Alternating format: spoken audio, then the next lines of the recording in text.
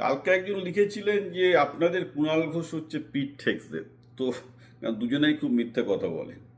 আমি বললাম না, পিট হেগসেট আরও ডেঞ্জারাস চরিত্র। কুণাল ঘোষ তো ম্যাথমারা বাঙালি, একটু চামচাগিরি করে, সেই টাইপের কথা বলে না। পিট হেগসেট ইজ রিয়েলি একটু ডেঞ্জারাস লোক আছে। একটা জিনিস খেয়াল রাখতে হবে যে ভেনেজুয়েলায় যখন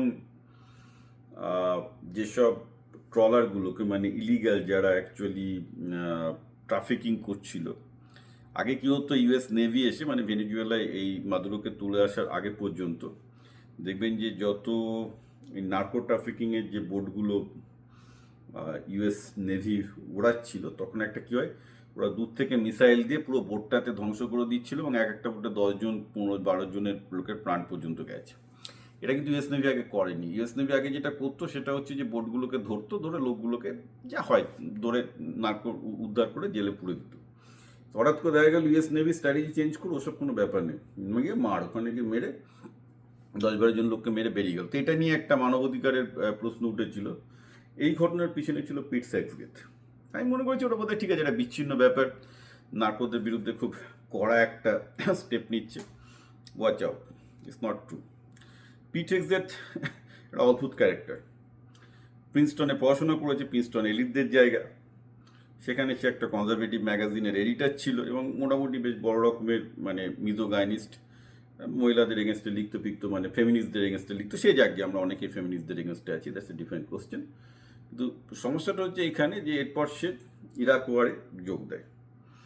অবভিয়াসলি কমান্ড, মানে যেহেতু তার উচ্চশিক্ষা, প্রিন্সটনের লোক, তার আন্ডারে অনেক সেনাবাহিনী ছিল, এবং ইরাক যুদ্ধের পর তাকে ডিসঅনারেবলি ডিসচার্জ করা হয়। তার কারণটা হচ্ছে যে ইরাকের কোনো একটা জায়গায় দেখা যায়, তিনি ছিলেন না কিন্তু তার প্লেটুন, মানে তার যে সৈন্যদলটা ছিল, কোনো একটা জায়গায় সিভিলিয়ান ম্যাসাকারের সাথে জড়িয়ে পড়েছিল। অর্থাৎ সেখানে কোর্ট মার্শালে প্রমাণিত হয় যে পিট হেগসেটের টিম এক্সেসিভ ফোর্স ইউজ করেছে, করে যার জন্য প্রচুর ইরাকি সিভিলিয়ানের মৃত্যু হয়, যার জন্য তাকে অনারারি আর্মি থেকে ডিসচার্জ করা হয় on disciplinary ground. Because after all US army is a professional army, সেখানে কোনো সিভিলিয়ানদের এইভাবে উল্টোপাল্টা মারার অধিকার দেওয়া যায় না।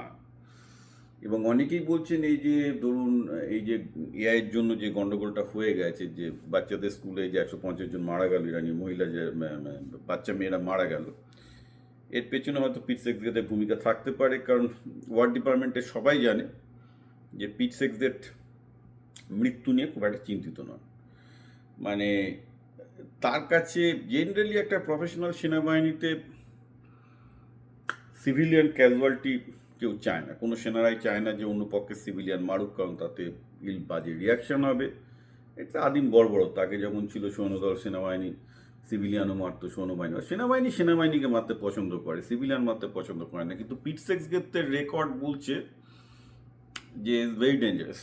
তিনি অতটা মানে সিভিলিয়ান ভার্সেস মিলিটারি খুব একটা পার্থক্য করেন না, এবং তার ট্র্যাক রেকর্ড এই ব্যাপারে খুবই উজ্জ্বল।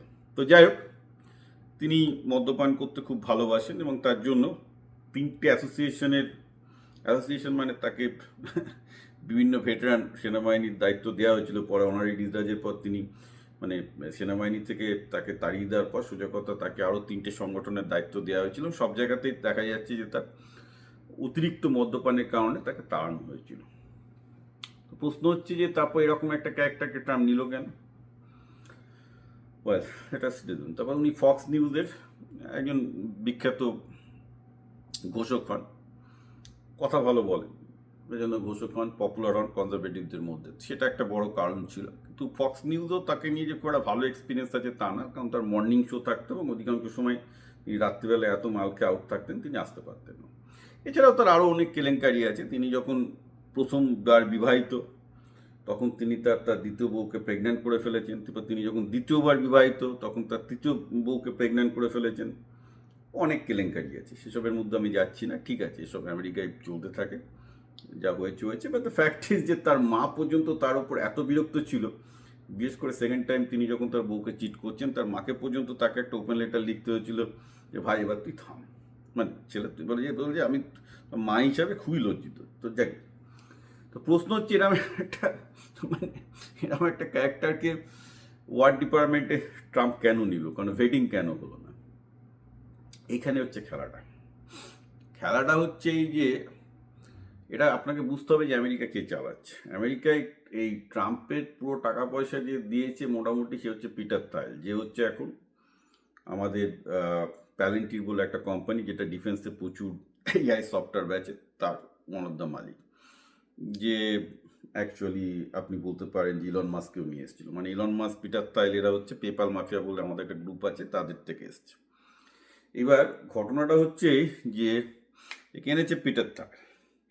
কেন এনেছে? কারণ মোটামুটি জেডি ভ্যান্স যে ভাইস প্রেসিডেন্ট, তাকেও পিটার থাইল এনেছে, কিন্তু জেডি ভ্যান্স এবার একটু পিস ওরিয়েন্টেড লোক, অতটা যুদ্ধ টুদ্ধ পছন্দ করে না। ট্রাম্পের হচ্ছে যেদিকে সুবিধা সেদিকে চলে যাব।